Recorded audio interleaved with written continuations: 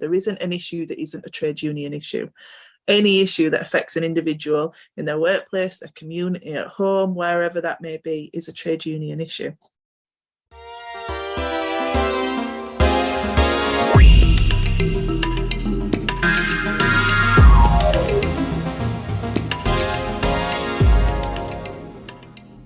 This is the Cost of Living podcast. My name is Noélie. You are listening to episode 2 on trade unions. As you know, this podcast is made with recordings from a live call that we organize every 2 weeks on the cost of living crisis with CEO Corporate Europe Observatory and the Gastavist Collective. Today you're about to listen to Sarah Woolley. Sarah is based in the UK. She's the General Secretary of the Trade Union of Bakers, Food and Allied Workers. In the recording, Sarah mentions Nick a couple times. Nick was our first speaker. He's a trade union organizer with the CSC in Belgium. Sarah also mentions Liz Truss. At the time of the recording in September 2022, Liz Truss was still in power and the Prime Minister of the UK. She has since stepped down. Brace yourselves. You're about to listen to a very powerful speech. I hope you enjoy it.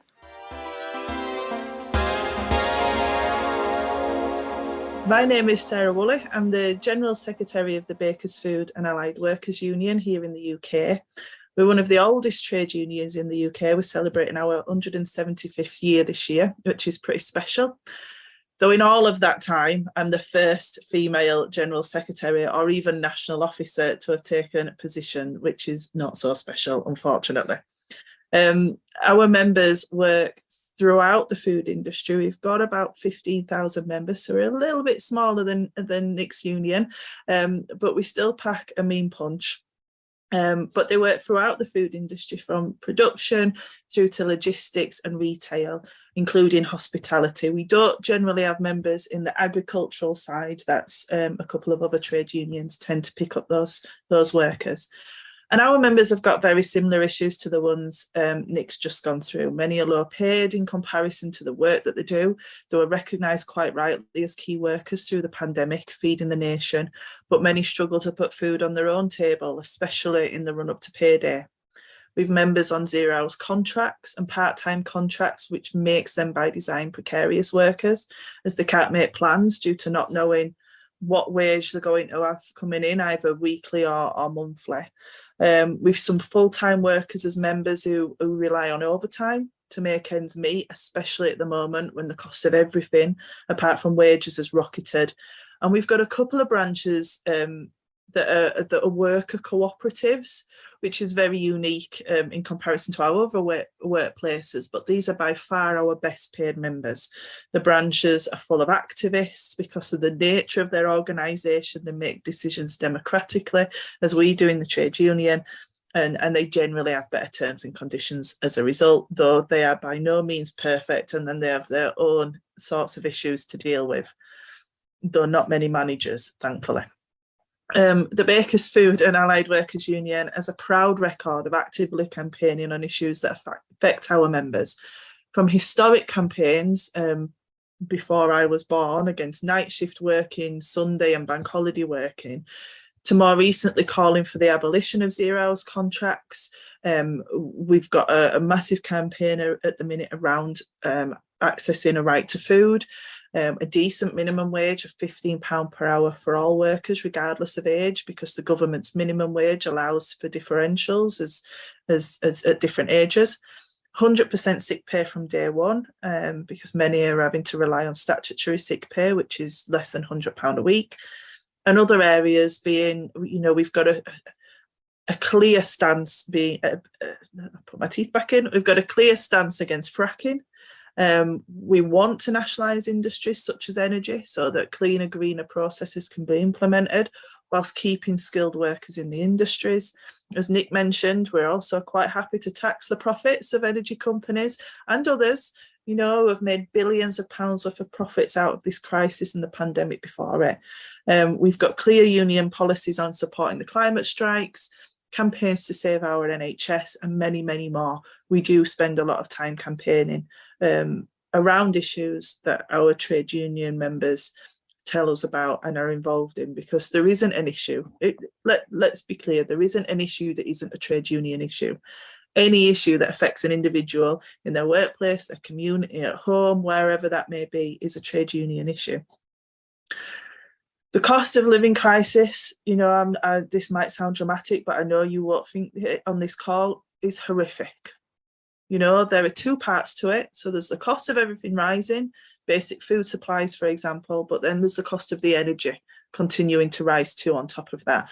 And we've not really seen the impact of that in the UK yet, but as we go into autumn and winter, we know that those rises that nobody's really had to put the heating on over the last few months because of the heat that we've had over summer. But we know now we're starting to get those colder days coming in, it's raining again, and people are worrying. We've got members that are already cutting back on what we would normally see as essentials to prepare for this onslaught, because there's no other word for it, of autumn and winter. I was at a site on Monday and I was speaking to a rep that was telling me that he's married, he's got 3 children. He said, and we just can't feed them. They're always hungry, they're always active, they're always hungry, and we just can't get enough food in them. But they've had to literally sit them down and say, look, we're going to have to cut back on treats. There'll be no more chocolate biscuits and bags of sweets and sugary pop. We'll be doing batch meals, big slow cooker stews and things that are cheap and filling. And you won't all be able to have baths every night. It's going to have to be showers and showers only going forwards. Others have told us that they're going to be working extra shifts because it'd be cheaper getting to and from work on the weekly bus pass than it will be putting the heating on at home. And others are seriously worrying. Our reps are almost turning into counsellors in some places about how they're going to survive. Now, we ran a survey last year on our members' access to food through the pandemic, with them being key workers and producing food. And even back then in 2021, before the cost of living crisis, we'd got members that were doing extra shifts at McDonald's so they could receive a free meal, because otherwise they would be going hungry. We got members that were telling us about the fact that they were pinching food from work because they'd got nowhere else to get it from. And I'll put a link to the survey in the chat box when I finish, so that you can read some of the other stats, because it was harrowing. And we know, should we run that again now, that the figures will be even worse. And we're also being told now that those that were concerned last year about doing the extra shifts to get the free meal are even more concerned this year, because they know they're going to be competing with more people who are wanting to go to work to keep warm, and they're wanting to go to work to eat. There's not going to be enough shifts to cover everybody.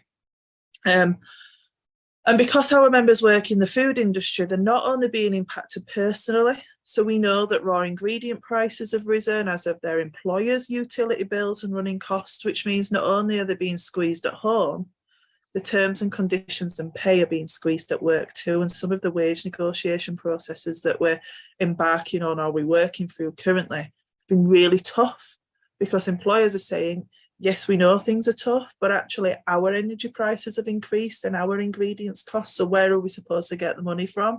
Because as we know, they're not going to want to impact the profits and the shareholders' dividends. And with the announcement of the Tories' mini budget last week, and I'm not going to go on to a rant about that, because I would need a whole 2 hours just for that on its own. It's clear that things aren't going to get any easier for our members and others in similar circumstances anytime soon. And it really does feel like it's going to be a really bleak winter this year. And it's easy to become very pessimistic, and really downhearted about that. And we've got to kind of try and dig deep and find that energy to carry on. We've got Truss now, this new Prime Minister, who one of the first things she did was U-turn the position on fracking in the UK.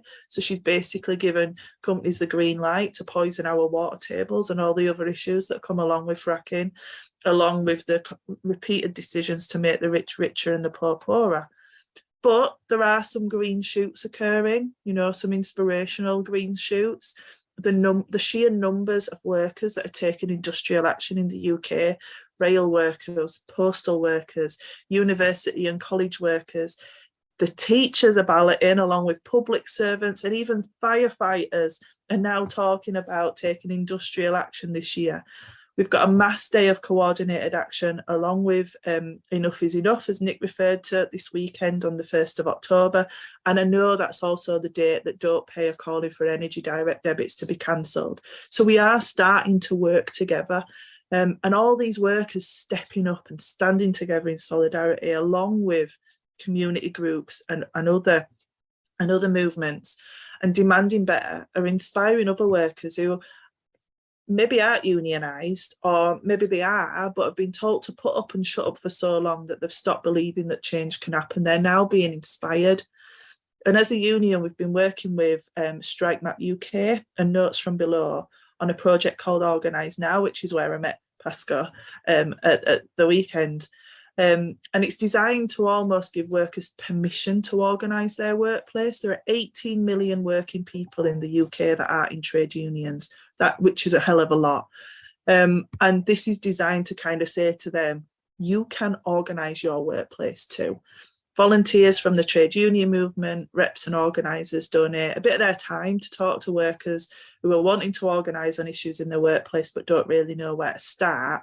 And it's just really exciting, as it's the only project. Enough is Enough's great, but at the minute that's just rallies and protests. This is the only project in the UK at the minute that is giving answers and support, is actively encouraging workers to organise and grow the trade union movement.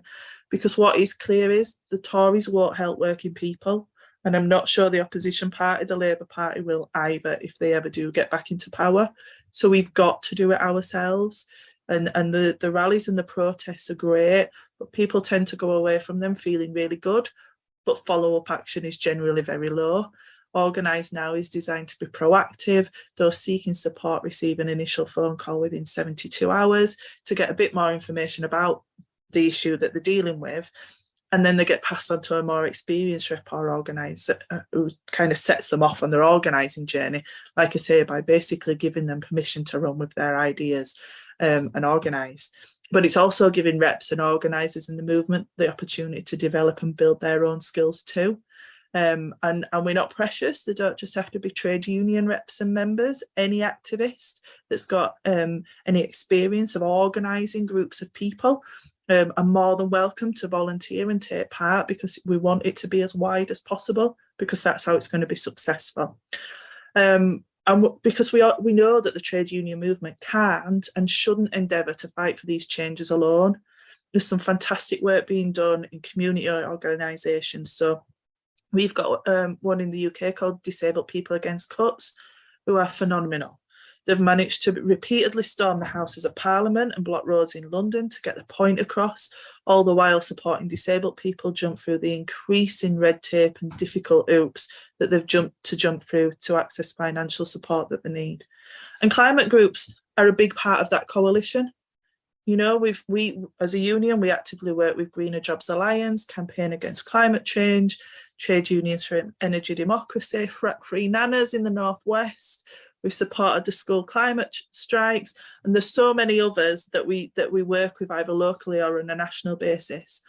And the two movements can learn a lot from each other, because we all want a better world that's cleaner, greener, and safer for generations to come. And I think we just probably, and I'm going to do the honesty bit here, I think we probably just need to be a bit better at understanding each other's aims. I remember speaking at a Climate Fringe conference a few years ago and was asked why our union wasn't demanding everyone became vegan. And the person that asked got really quite aggressive when I explained that that's not the place of a trade union to dictate to members what they should and shouldn't do. We can advise and guide the best way to be, but we're a democracy. And I was trying to say about, there's also an impact of jobs. If everyone turned vegan, where would the people working in the meat side of the food and agricultural industry go? How do we keep them on board? What do they do? And we need to work together to come to some practical solutions to these issues, to ensure that those people have a voice. They don't feel as though they're being sold down the river, and they engage and come on board and work with us to change the world for the better. And I think as trade unions collectively, some of us are much further ahead than others. We need to make sure that climate and environmental conversations aren't just an add-on. It's a buzzword at the minute, so we'll look like we're doing something and then we'll drop it again. we need to have it as an integral part of everything that we do, from negotiating terms and conditions, especially in industries like ours, where the climate footprint of the food industry is huge. From negotiating terms and conditions to campaigning, we need to have reps that are trained so that they can challenge practices in similar way than a health and safety rep can. Because if a company is doing something that could be done in a more efficient way that's less impactful to the environment, then we should be the ones in that workplace saying, hang on a minute, what are you doing? But also to educate others at work about the importance of climate change and why it's a trade union issue, a societal issue, and a justice issue.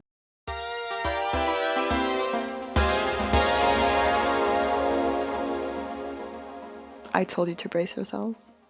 The call on trade unions was finished with a trade union organizer from the Netherlands called Niels. On episode 3, we'll be hearing from perspective of Central and Eastern Europe. It was one of the most intense calls that we organized. In my opinion, it radically shifted how I understand the cost of living crisis, but maybe more importantly, how we define the solutions to it and how do we organize in the face of this crisis. So definitely one I highly recommend, especially for Western Europe organizers.